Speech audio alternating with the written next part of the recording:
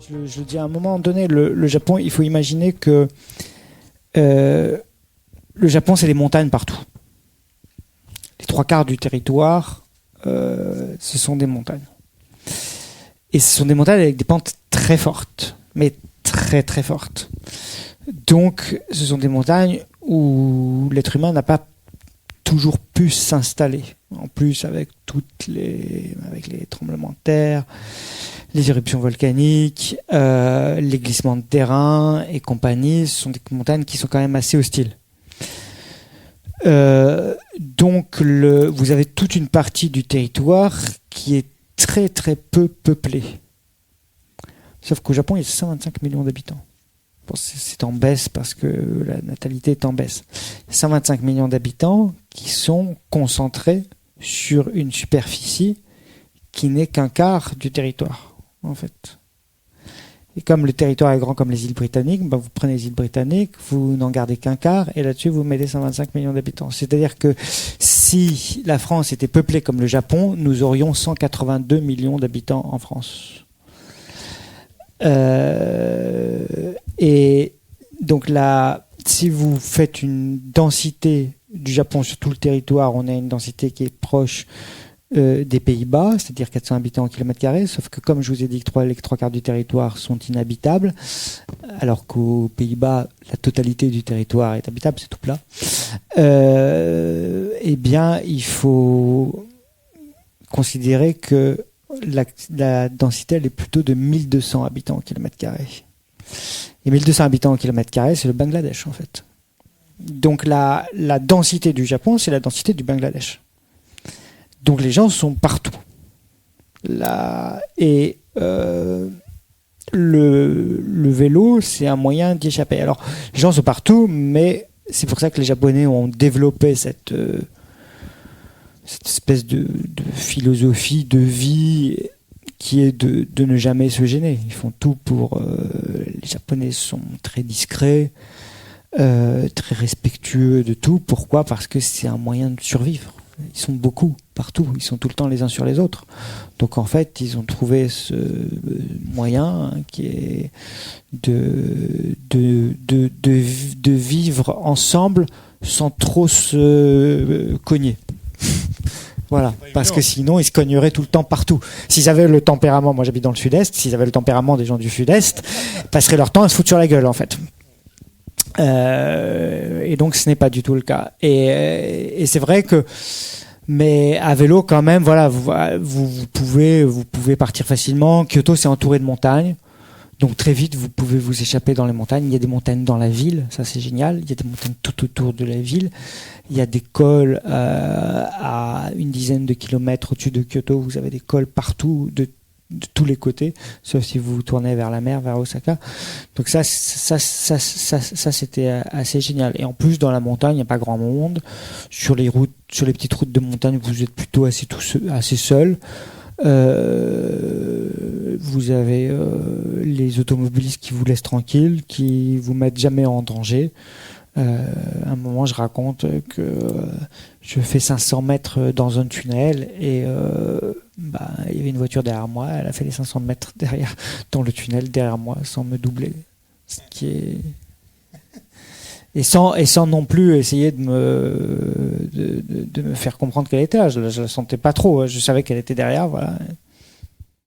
Intéressant du point de vue littéraire pour un écrivain, c'est que vous dites que le Japon, finalement, vous faites référence à Julien Gracq, un grand écrivain que, en effet, vous avez à un moment donné dirigé la maison de Julien Gracq, Emmanuel Ruben, donc qui se trouve à Saint-Florent-le-Vieil, sur la Loire.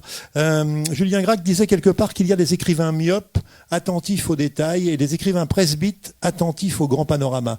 Le Japon réussit le miracle de rendre n'importe quel écrivain, même le plus presbyte, tout à fait myope.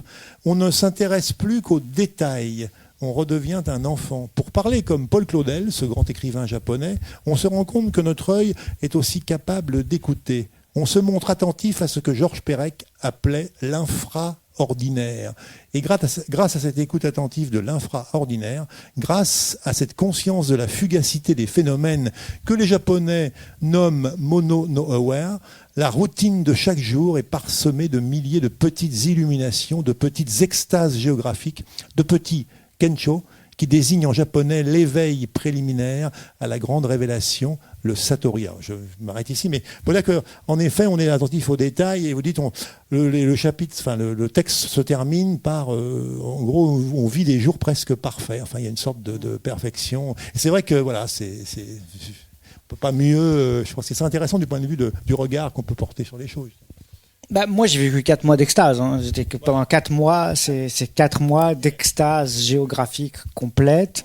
C'est 120 jours de régal absolu à tout point de vue. Alors, je vous parle pas de la nourriture parce que alors, c'est vraiment, ça c'est à vous rendre dingue. Mais voilà, oui, tous les petits détails de la vie. Alors voilà, ces petits détails, ça peut être dans votre assiette, c'est-à-dire que les assiettes sont quand même toujours même les quand vous achetez un bento à la gare, c'est toujours c'est dingue, c'est tout, à la fois les couleurs que vous allez là, puis vous savez pas vraiment ce que vous allez manger, vous prenez au hasard, vous avez le choix entre 12 bento, vous savez pas lequel prendre.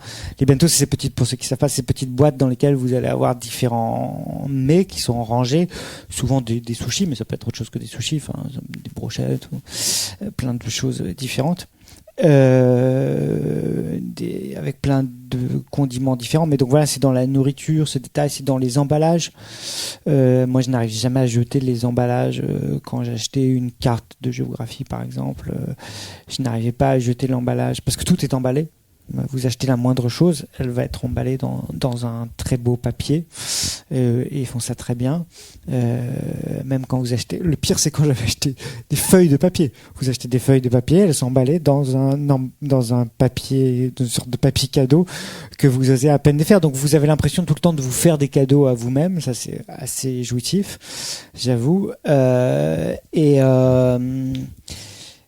Et oui, et le détail, il est aussi dans la rue, dans comment les gens sont habillés, ça c'est très présent plus à Tokyo peut-être encore qu'à Kyoto. Dans la mode, c'est quelque chose d'assez dingue. Les Japonais sont extrêmement dans plein de petits détails des différents modes vestimentaires parce qu'il y a plein de styles différents. En fonction des sensibilités des gens et vous dites ah ouais, tout ça a été pensé chez les garçons comme chez les femmes, hein. Et puis après dans les rues, les enseignes, enfin à un moment je dis que à quel point c'est le pays du dessin parce que tout est dessiné dans les rues. Donc oui, ça vous force à vraiment écarquiller les yeux en permanence. Vous êtes tout le temps dans un état de super conscience. C'est-à-dire que vous êtes tout le temps... vous vous retrouvez tout le temps attentif. C'est comme si vous avez des antennes en fait qui vous poussent en fait et qui font que vous êtes attentif à plein de trucs en permanence. Merci beaucoup Manuel Ruben et on va passer donc à la séance de dédicace. Voilà, et puis bonne suite de soirée. Merci beaucoup. Merci Jean-Jacques.